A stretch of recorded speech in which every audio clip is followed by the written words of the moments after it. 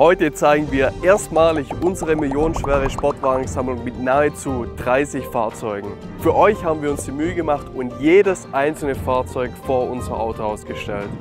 Wir beginnen mit dem günstigsten Fahrzeug und arbeiten uns vor hier zum teuersten Fahrzeug. Am Ende des Videos kennt ihr nicht nur alle Highlights der Fahrzeuge, sondern wir lösen den Gesamtwert unserer Sammlung auf. Also bleibt dran und ich würde sagen, wir gehen schon zum ersten Fahrzeug. Und hier sind wir beim ersten Fahrzeug C63 W204 Facelift Coupé. Normalerweise kaufen wir sowas nicht, aber in diesem Fall war es eine Inzahlungnahme aus zweiter Hand mit lediglich 70.000 Kilometern und sowas ist heute schwer zu finden. Hier mit dem beliebten 6,2 Liter Sauger und das in so einem kleinen Auto. Ich glaube, das wird es in Zukunft nicht mehr geben und dadurch hat auch der hier seine Daseinsberechtigung. Das Fahrzeug liegt aktuell bei rund 47.000 Euro.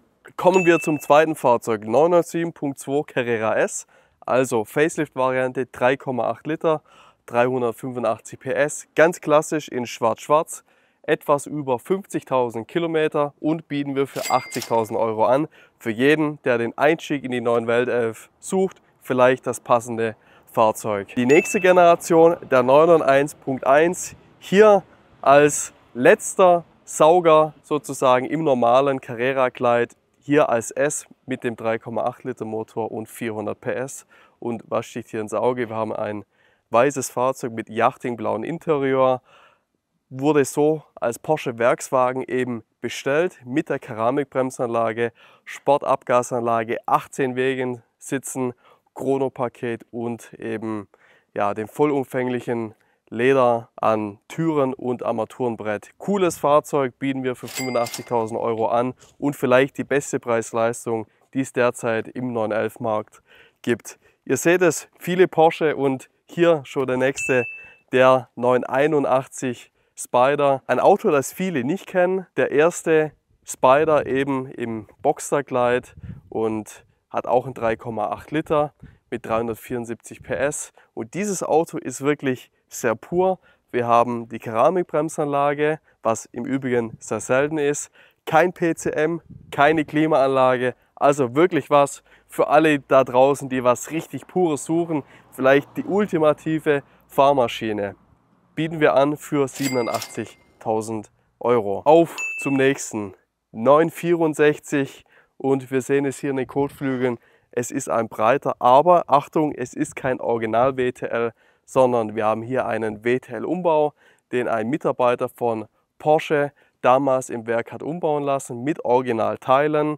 Das Auto ist ursprünglich ein Carrera 2, hat aber eben nun die breiten Kotflügel vorn und hinten, die Turbo S Frontschürze und wir sehen es auch hier, die Einlässe, also wirklich sehr originalgetreu gemacht. Deshalb bieten wir ihn auch an und wurde im Werk fein gewuchtet, der Motor. Die Kanäle geschliffen und optimiert, bringt 280 PS aktuell und damit ein cooler Klassiker, der für all diejenigen interessant ist, die nicht den Standard 64er suchen. Das nächste Fahrzeug hier, der Macan T 2,0 Liter Benziner. Das hier ist ein Auto mit Auslieferungskilometer, haben wir von einem Kunden eingekauft, der eben wie viele aktuell in einer schwierigen Situation ist, wo die Firmen nicht ganz so gut laufen. Und somit hier 2024er Auto mit Auslieferungskilometer jetzt eingestellt, gibt es nur noch als elektrisches Fahrzeug und wir merken, die Nachfrage nach den Verbrennern bei Macan ist unglaublich hoch. Also cooles Fahrzeug, vielleicht der beste SUV in seiner Größe. Kommen wir mal zu einer anderen Marke, zu Ferrari. Hier der 355 Berlinetta in Giallo Modena. Coole Farbe und hier ein Auto mit F1-Getriebe, viele suchen ja das Schaltgetriebe. Meiner Erfahrung nach ist das F1 aber wirklich auch schön zu fahren. Es passt eigentlich zur Charakteristik und der 355 hat 381 PS als 5-Ventiler, unglaublicher Sound und für alle, die schwanken 964, 993, überlegt euch doch mal ein 355, ein Ferrari, der ist einfach seltener, er ist unglaublich emotional. Für mich einer der besten Sportwagen der 90er Jahre. Auf zu einem weiteren Highlight von unseren Klassikern. Und wieso ist es ein Highlight? Ihr seht es, ein 3,2 Liter Carrera aber nicht irgendeiner. Es ist ein 1988er, hat damit das beliebte G50 Getriebe, ist eben von der Schaltbarkeit ein bisschen einfacher wie das Porsche 915 Getriebe und als 1988er hat der schon als Sonderausstattung jetzt eben das elektrische Verdeck, was wirklich sehr schön ist am Klassiker. Erste Hand, 77.000 Kilometer und es ist einer der Fahrzeuge, wo ich mich selber immer frage, wie finden wir die eigentlich? Weil er ist einfach neuwertig, vollkommen im Originallack. Er hat, was gewöhnungsbedürftig ist, die Front- und Heckverspoilerung, zeigen wir euch einmal hier eine Detailaufnahme und die Felgen eben in der Außenwagenfarbe Grand Prix Weiß, was nicht so häufig ist beim G-Modell und für all die, die einen richtig guten, richtig wertigen Klassiker suchen, ist das hier ein Fahrzeug, das man nicht unterschätzen sollte. Er ist zwischen den beiden hier preisig angesiedelt. Der hier liegt bei 100.000 Euro, der nächste bei 127.000 Euro. Also Preis ist auf Anfrage.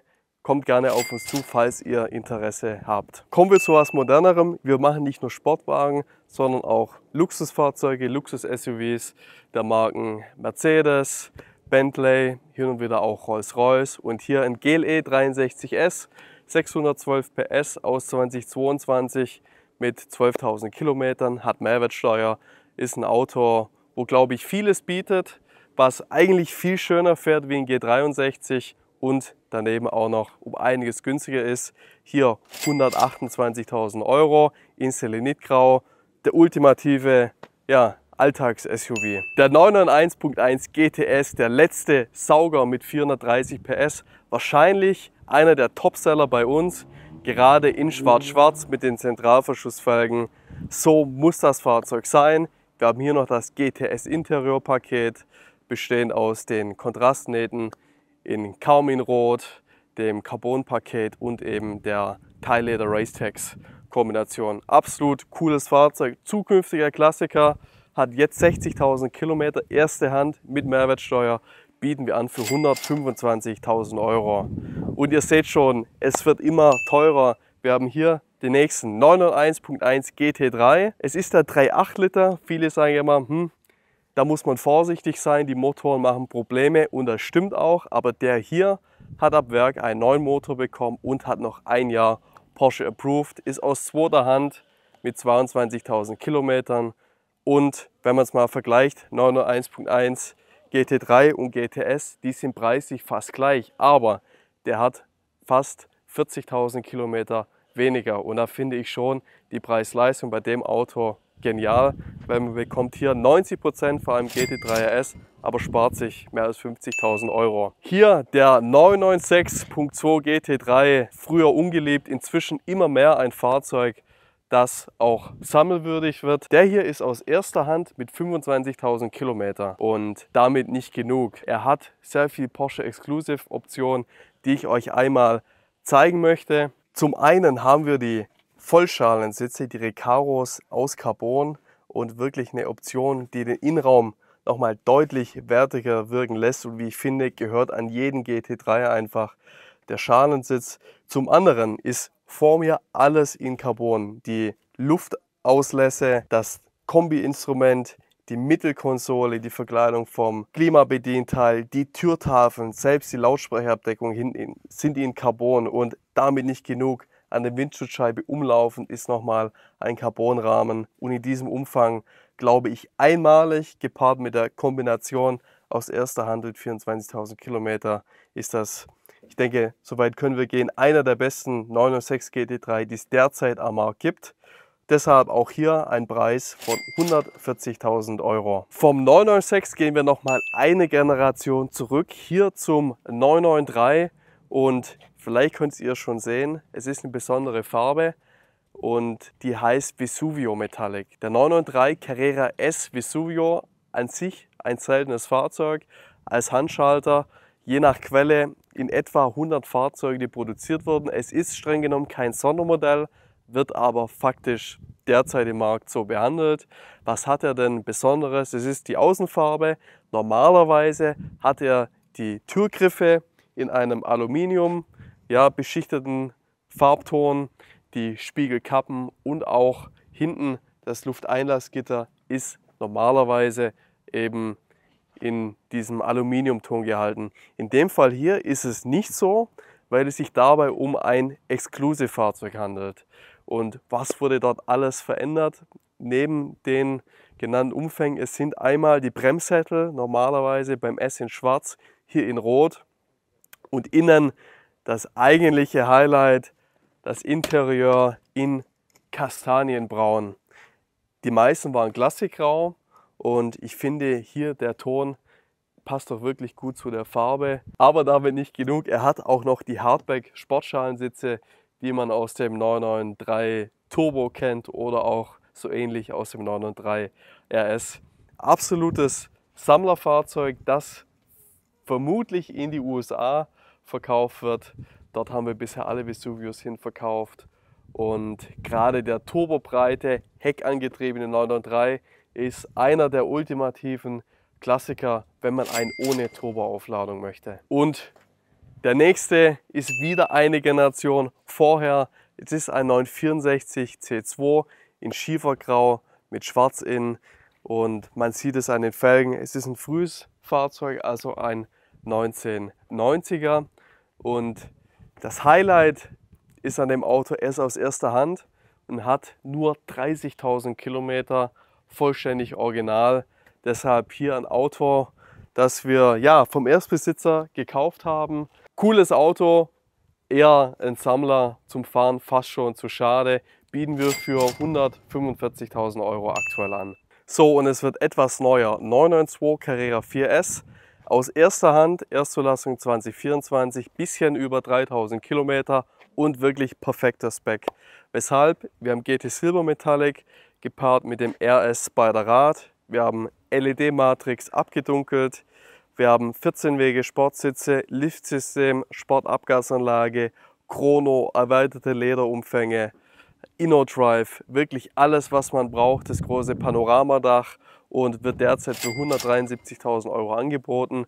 Der Neupreis war über 190.000 Euro, deshalb hier noch ein spannendes Angebot für all die, die sagen, der 992 Facelift mit dem Hybrid oder mit dem Performance Hybrid, der ist nichts für mich. Hier der letzte echte 911er eben mit dem Verbrennungsmotor. Weiter geht es. Wir gehen zum 991 zurück. Hier 991.1 GT3 RS und wie ihr seht, richtig breit hier vorn mit dem PDLS Plus LED. Auto ist aus zweiter Hand, hat 12.000 Kilometer in der Sonderfarbe Lava Orange und wie ich finde, mit der Keramikbremsanlage in Gelb sieht es schon mega aus. In Vollschalensitze mit Kontraststitching in Lava Orange, Gurte in Lava Orange, also ultimatives Track-Tool. Und wenn man gerade mal die Nachfolgegeneration anschaut, den Facelift oder auch den 992, dort ist fast die gesamte Karosserie aus Carbon und jeder Unfall ist sofort ein 5-stelliger Betrag. Deshalb finde ich, der Vor-Facelift 991 RS ist eigentlich der ultimative für die Rennstrecke, weil man kann ihn nutzen, er ist nicht so schade und auch die Teile sind noch einigermaßen erschwingbar, jedenfalls für diese Verhältnisse, von denen wir bei den Autos sprechen. Und den hier bieten wir für 185.000 Euro an.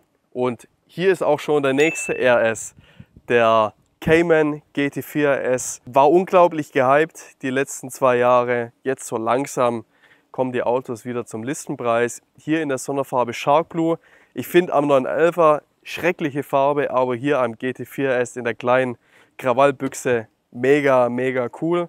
Und dieses Auto hier ist aus 23, aus erster Hand mit 2000 Kilometern, bieten wir für 190.000 Euro an. Listenpreis waren etwa 180.000, also 10.000 drüber. Ich denke, das ist in Ordnung. So viel zahlt man aktuell jedenfalls noch für einen.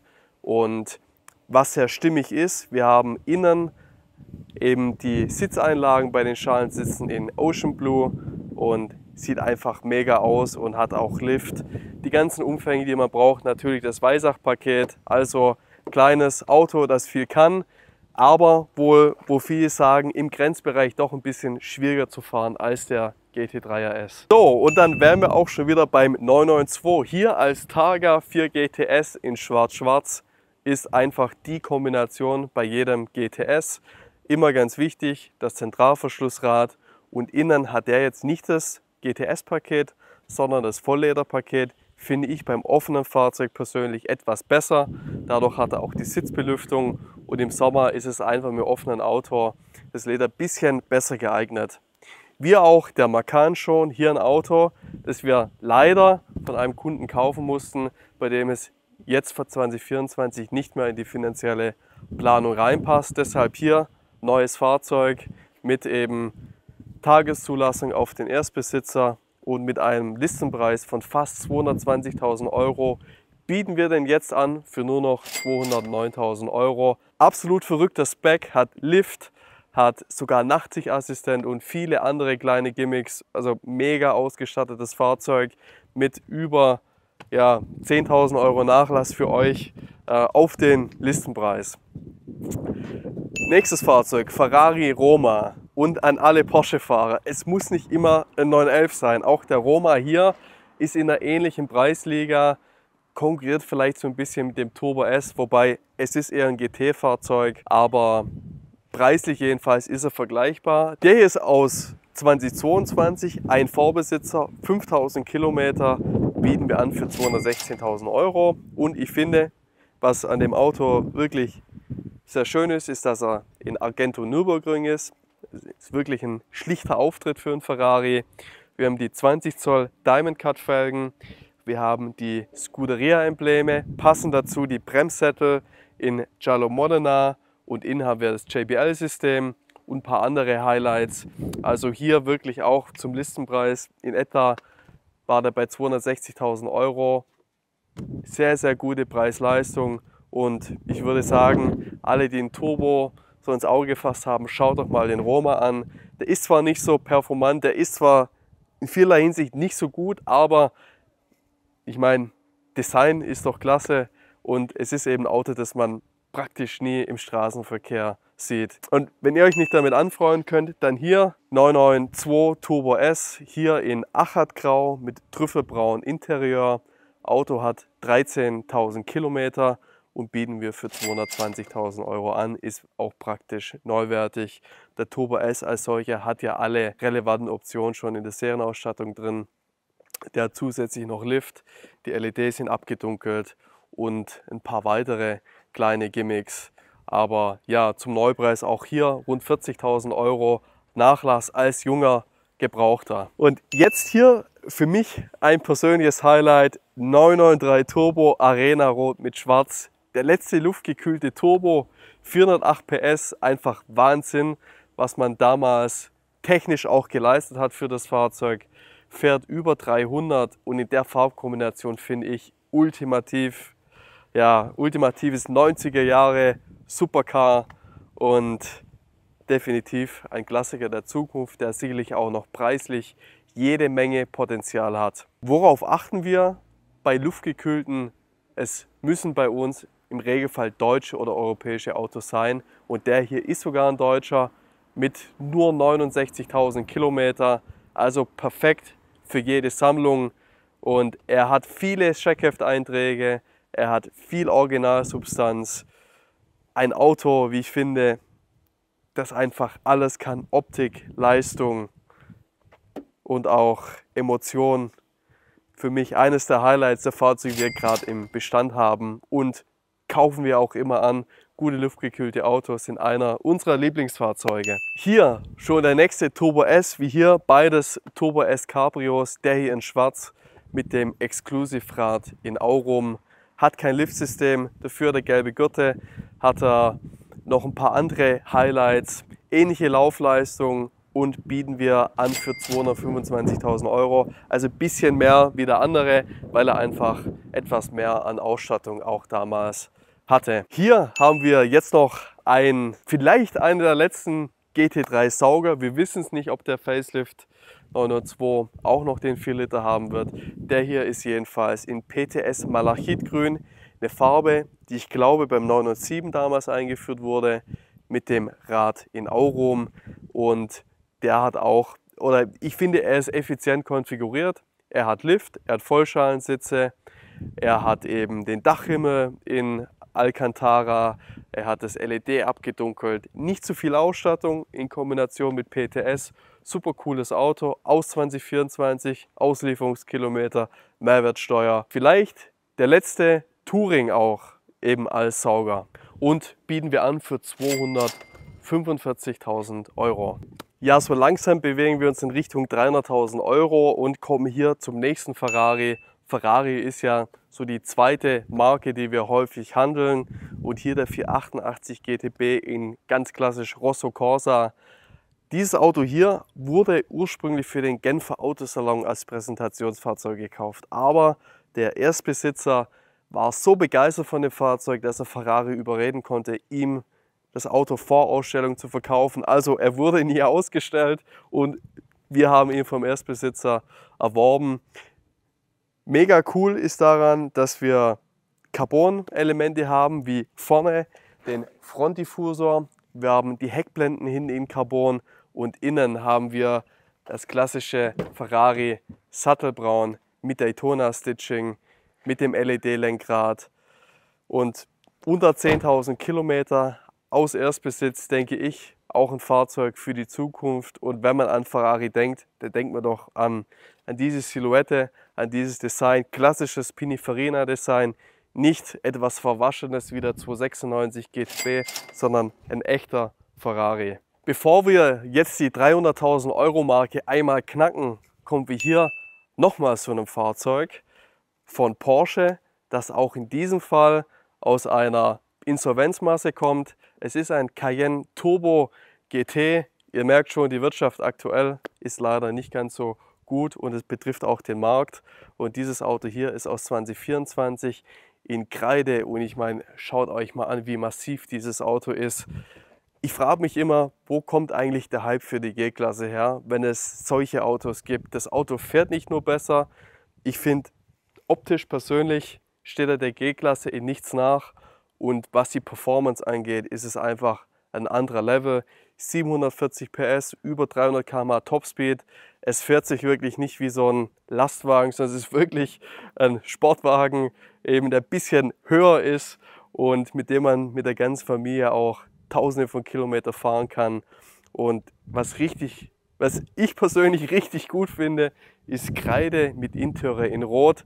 Was meint ihr? Kann man das machen oder eher Stilbruch? Ich finde, es passt zu dem Auto und einfach brachial mit 2,6 Tonnen. Natürlich auch ein Auto, das gestoppt werden muss. Und wenn man sich einmal die Keramik-Bremsanlage anschaut, die Sonderoption ist und die schiere Größe der Bremssättel ist einfach unglaublich. So was kenne ich eigentlich nur aus dem LKW-Bau. Es wird noch einmal klassisch, aber es ist auch richtig teuer. 993 RS in Indischrot mit dem kleinen Spoiler-Paket, oftmals Touring-Paket genannt. Dieses Auto hier liegt bei 330.000 Euro, ist eine deutsche Erstauslieferung und natürlich ein absolutes Sammlerauto heute. Der Markt für die Autos ist sehr international. Wir verkaufen die in die USA, aber auch im asiatischen Raum. Und hier eben nicht nur das kleine Paket, sondern auch innen hat der jetzt die Hardback-Sportschalensitze, eben nicht die Schalensitze, die teilweise ja nochmals gefragter sind. Das hier ist eben eine sehr schlichte Konfiguration auf den Original Speedline-Felgen, aber für jeden luftgekühlten Sammler ist es sicherlich ein Highlight. Sage und schreibe 330.000 Euro für einen 993 zu bezahlen. Was meint ihr, kann man das machen? Oder sagt ihr, nee, ein normaler 993 reicht oder vielleicht auch der Turbo? Würde mich mal interessieren, wie ihr zu diesem Fahrzeug steht. Schreibt es doch mal in die Kommentare. So, und so langsam wird es richtig teuer. Wir haben hier unseren McLaren 620R, einer von nur 225 Stück. McLaren wollte ja eigentlich 620 bauen und der hier basiert auf dem 570S, ist auch für den Track optimiert. Und wenn ihr glaubt, GT3 Schalensitze sind extrem, dann werfen wir einen Blick auf die Schalensitze hier. McLaren denkt Leichtbau wirklich konsequent. Wir haben hier einen Carbon Monocoque mit dem Frontsplitter in Carbon. Wir haben die seitliche Türeinfassung in Carbon. Wir haben vorne die Lufteinlässe an den Kotflügeln in Carbon. Und wenn wir uns mal nach hinten bewegen, dann haben wir hier den großen MSO-Spoiler, ebenfalls in Carbon. Der 620R ist ja vielen bekannt durch den Roof Scoop hier oben. der beim sogenannten Airpack dabei ist. Und dieses Fahrzeug hier bieten wir für 330.000 € an. War im Übrigen auch sein Neupreis und hier neuwertig vielleicht eine der letzten 620R ohne Kilometer und mit Mehrwertsteuer natürlich auch ein Auto, das für den Export sehr interessant ist. 330.000 € für den McLaren 620R, aber damit nicht genug. Hier hinter mir ist jetzt das Highlight in unserem Bestand, das tollste Fahrzeug aktuell. Wir sehen hier in Rot abgedeckt, wahrscheinlich kein Porsche, sondern wir sehen es hier vorne, natürlich ist es ein Ferrari. Könnt ihr schon an der Silhouette erahnen, was es für einer ist? Ich denke, an der Motorhaube sieht man, sie ist nicht lang genug für einen 12-Zylinder und er ist vielleicht ein bisschen zu gedrungen. Es ist auf jeden Fall einer mit V8 Heckmittelmotor und den Tipp kann ich euch geben, es ist der letzte ohne Hybrid. Vielleicht weiß der eine oder andere schon, was es ist. Es ist ein Ferrari F8 Spider und ich würde sagen, wir ziehen jetzt mal das Ganze ab und schauen uns den im Detail an.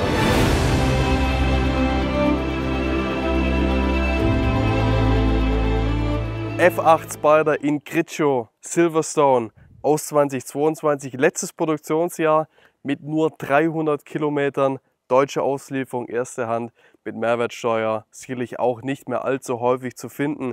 Das Auto ist vom Spec, wie ich finde, sehr schlicht, aber auch cool.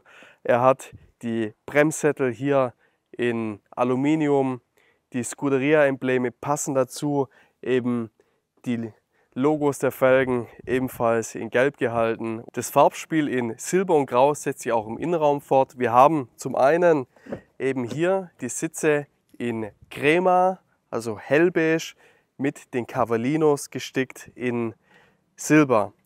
Die Kontrastnähte sind ebenfalls in Silber gehalten und wenn wir einmal hier reingehen, dann haben wir eben im Cockpit das Highlight, für mich eine Pflichtoption in modernen Ferraris, das LED-Lenkrad mit der Cockpit-Zone ebenfalls in Carbon. Wir haben die Einsätze im Armaturenbrett in Carbon und wenn wir das Ganze hier mal starten, dann sehen wir hier den Rev-Counter, den Drehzahlmesser, der uns eben anzeigt, wann wir schalten müssen. Ich würde sagen, wir starten das Fahrzeug einmal und hören uns die 721 PS an. Es ist ja schon ein Fahrzeug mit OPF, also ich bin mal gespannt, ob er wirklich so gut klingt, wie man sich das vorstellt. Dazu drehen wir den Manettino einmal hier auf Race und starten das Fahrzeug.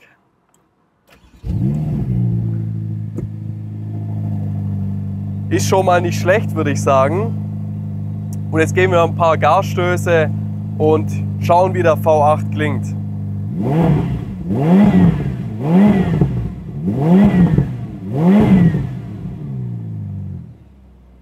Ja, ich würde sagen, ist doch ganz ordentlich, gerade hier im Cabrio, wo man den Sound dann auch wirklich hautnah erleben kann. In diesem sehr stilvollen F8 Spider in einer ganz coolen, klassischen, dezenten Farbkombination. Hier für mich sicherlich das Highlight aktuell in unserer Sammlung und durch die 300 Kilometer eben auch ein Auto, das man wahrscheinlich ja, so nicht mehr finden wird. So, den F8 Spider haben wir gesehen und jetzt kommen wir zur Auflösung, was ist die gesamte Sammlung wert. Und für all diejenigen von euch, die uns morgen anrufen und alle kaufen möchten, die bekommen jetzt einmal den Wert hier. Es sind 4.797.750 € mit 28 Fahrzeugen. Und ich denke, da habt ihr schon mal einen guten Einblick bekommen, was wir machen. Wir handeln viel Porsche, viel Ferrari, Klassiker, Luxusfahrzeuge. Und wir haben euch jetzt nur einen Teil gezeigt. Wir können leider nicht alles zeigen, was wir machen. Gerade was limitierte Neufahrzeuge betrifft, müssen wir sehr diskret sein. Und da hinten in der Halle stehen noch einige, wo ich hoffe, dass wir euch im nächsten Video das ein oder andere Highlight davon präsentieren können. Das Video heute ist ein Auftakt zu unserer neuen Videoserie, wo wir euch hinter die Kulissen mitnehmen und zeigen, was wir kaufen und auch verkaufen. Wir haben jede Menge coole Fahrzeuge bereits angekauft. Bei anderen sind wir noch in 10 Verhandlungen. Auf jeden Fall wird es spannend und wir versuchen einmal im Monat euch ein Update über unsere Käufe und Verkäufe zu geben. Also bleibt dran und ich freue mich schon aufs nächste Video. Danke fürs Zuschauen.